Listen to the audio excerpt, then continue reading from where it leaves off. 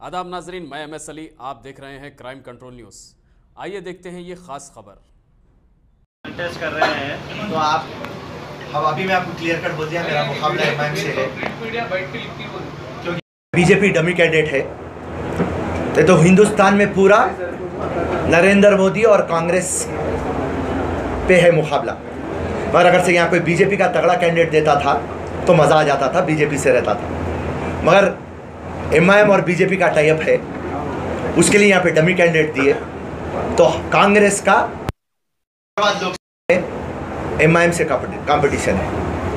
और रही बात, आप बोले 40 साल से एक पार्टी है, उसके ऊपर आप लड़ रहे हैं। तो 40 साल से जो पार्टी है वो कभी भी अंधेरा फैलाई और इंशाल्लाह कांग्रेस सूरज लेके आएंगी।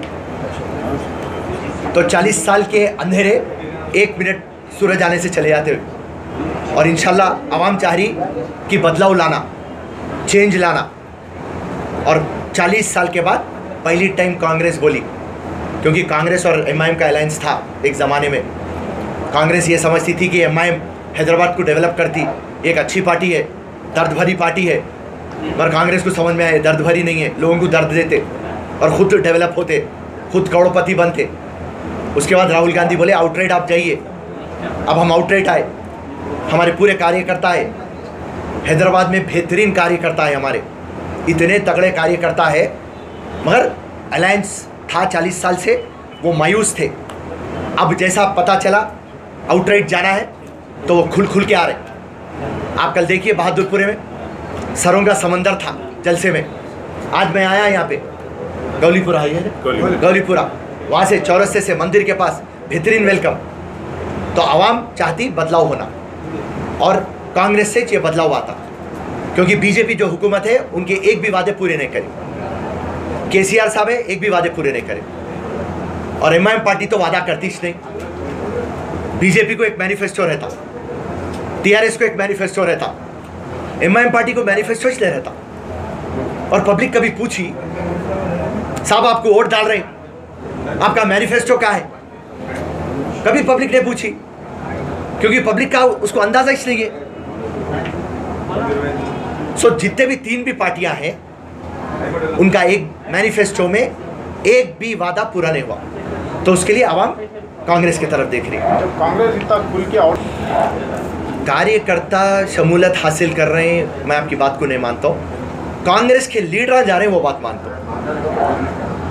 एमएलए, मिनिस्टर, मुख्यमंत्री, प्रधानमंत्री, ये टेम्परवरी है।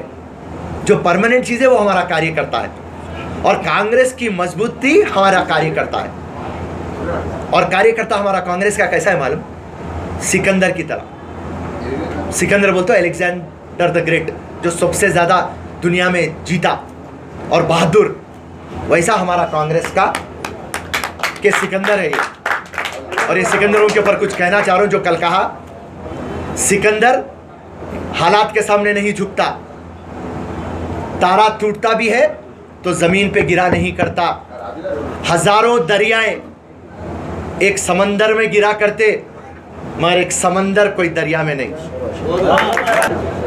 देखिए बोकासोट, जब मैं 2009 चुनाव हारा था नामपल्ली से पहली टाइम, मैं बोकासोटों का जिक्र करे तो लोग समझते थे कि अरे भाई फिरोज भाई बहुत बोल रहा, इतने लाखों वोट रहे थे क्या।